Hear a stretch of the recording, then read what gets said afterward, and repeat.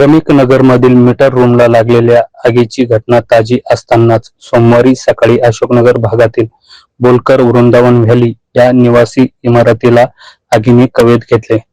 पहिल्या मजल्यावर राहणाऱ्या भास्कर महाजन यांच्या फ्लॅटला सकाळी 9:30च्या सुमारास लागलेल्या या आगीमुळे परिसरात एकच खळबळ उडाली.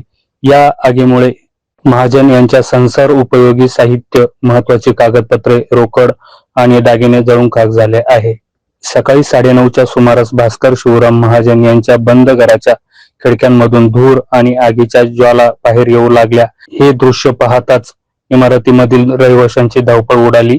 शॉर्ट सर्किटमुळे ही आग लागल्याचा प्राथमिक अंदाज वर्तवण्यात आला असून घटनेची माहिती मिळताच नगरसेविका इंदुबाई नागरे यांनी तातडीने अग्निशमन दलाला पाचारण केले. मात्र अग्निशमन दलाचा बंब येण्यापूर्वीच इमारतीमधील रहिवासी योगेश पवार यांनी जीवाची पर्वा न करता इमारतीतील पाण्याच्या टाकीतून पाईप लावून आग विझवण्याचा शर्थीचा प्रयत्न केला. त्यानंतर दाखल झालेल्या अग्निशमन दलाच्या जवानांनी आगीवर पूर्णपणे नियंत्रण मिळवले, ज्यामुळे मोठा अनर्थ टळला. यावेळी सातपूरचे अग्निशमन अधिकारी विजय मुसळे यांनी या घटनेबाबत अधिक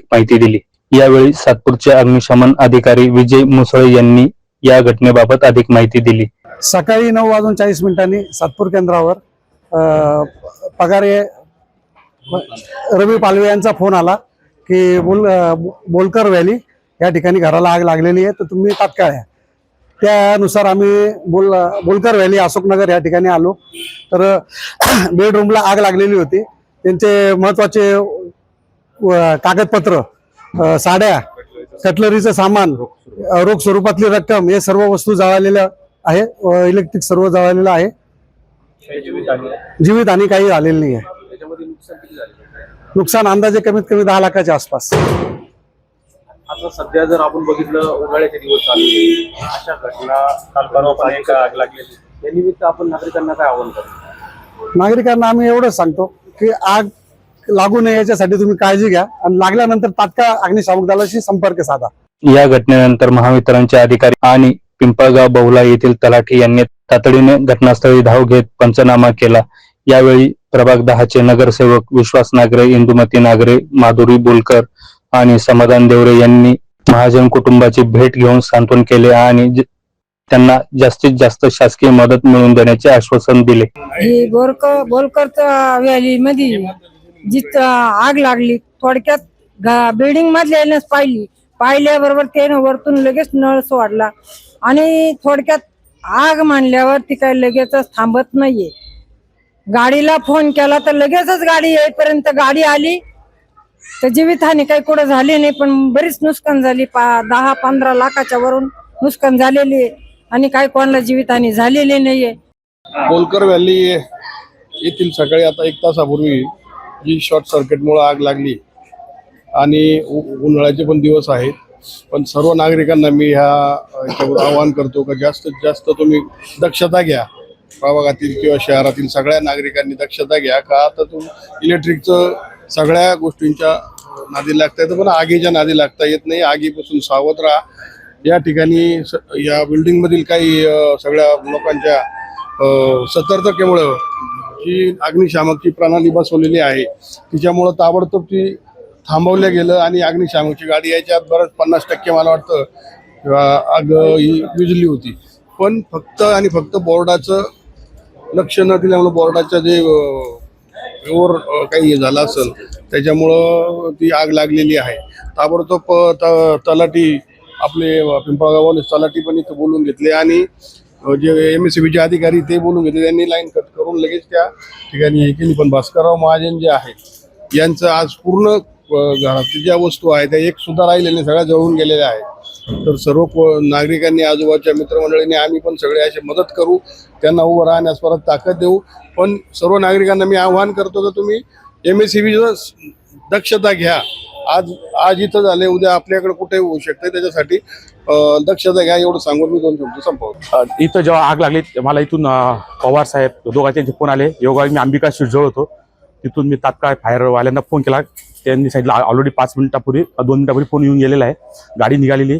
आल्यानंतर इथल्या स्थानिक रहिवाशांना, बिल्डिंगच्या रहिवाशांना घेऊन तात्काळ टाकीतलं पाणी चालू करून इथले बी विंगचे रहिवाशी पवार म्हणून त्यांनी आग 50% विझवलेली होती. फायर आल्यानंतर, फायरची गाडी आल्यानंतर त्यांना तात्काळ आपल्या जे स्थानिक नागरिकांनी मदत करून आग आटोक्यात आलेली आहे. कुठली जीवितहानी झालेली नाही. समोरच्या महाजन परिवाराचं खूप नुकसान झालेलं आहे.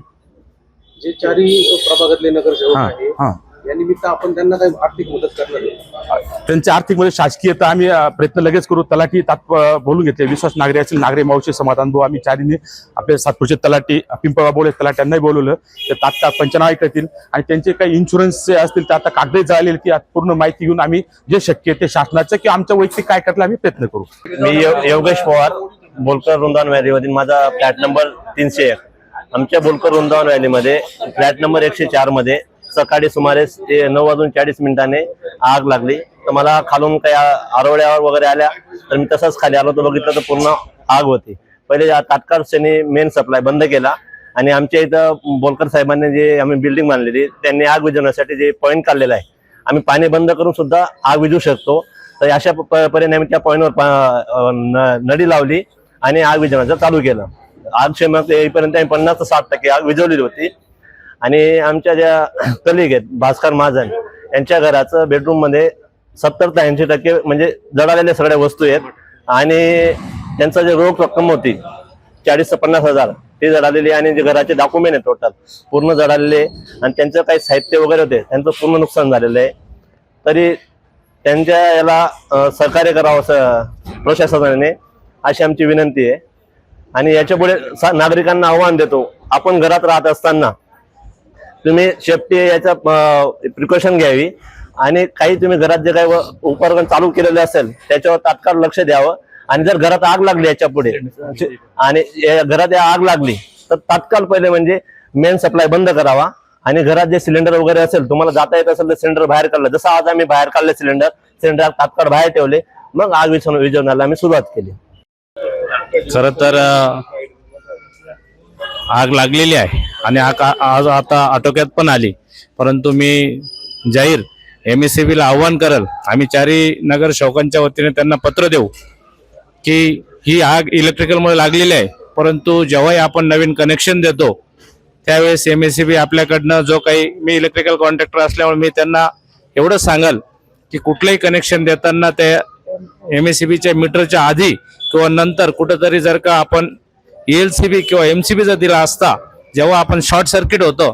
आणि नागरिकांनाही मी सांगतो की खर्चाने सुद्धा आपण जो आपल्या घरामध्ये सप्लाय येतो त्याच्या इन्कमिंगलाच जर का आपण ELCB लावलेला असता किंवा MCB लावलेला असता, जेव्हाही शॉर्ट सर्किट घरामध्ये होतं तेव्हा नक्कीच तो MCB आधी ट्रिप झाला असता आणि ही इलेक्ट्रिकलमुळे जी आग लागते त्याची हानी चुकली असते. म्हणून या निमित्ताने जरी महाजन कुटुंबावर हा जो काही प्रसंग ओढवलाय, आम्ही सर्व 4 नगरसेवक शासनाकडे नक्कीच त्यांच्यासाठी मागणी करू व आमच्या खर्चाने सुद्धा त्यांना जे काही शक्य होईल घरातील उपक्रम आम्ही नक्कीच त्यांना मदत करू.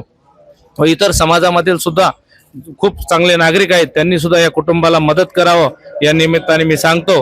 व MSCB ला आम्ही आता लगेच थोड्या वेळाने पत्र देणार आहोत. आणि त्यांनी सगळे या उन्हाळ्यामुळे सगळ्याच ठिकाणी त्यांनी जे काही मीटर बॉक्स असतील किंवा DP असतील किंवा इतर ठिकाणी केबले असतील त्यांनी चेक करावं असं त्यांना आम्ही विनंती करणार आहोत. यावेळी खबरदारीचा उपाय म्हणून परिसरातील वीज पुरवठा काही काळ खंडित करण्यात आला होता. दरम्यान या प्रकरणी अधिक तपास सुरू असून आग लागल्याचे नेमके कारण शोधण्याचं काम संबंधित यंत्रणांकडून सुरू असून अग्निशमन दलाचे विजय मुसळे, अशोक मोरे, प्रसाद भडके, स्वप्नील गांगुर्डे, गौरव जाधव, उमेश गावित, आयुष सोलंकी यांनी परिश्रम घेतले असून यावेळी सामाजिक कार्यकर्ते गणेश बोलकर, सार्थक नागरे, रवी पालवे, ओम नागरे आदी उपस्थित होते.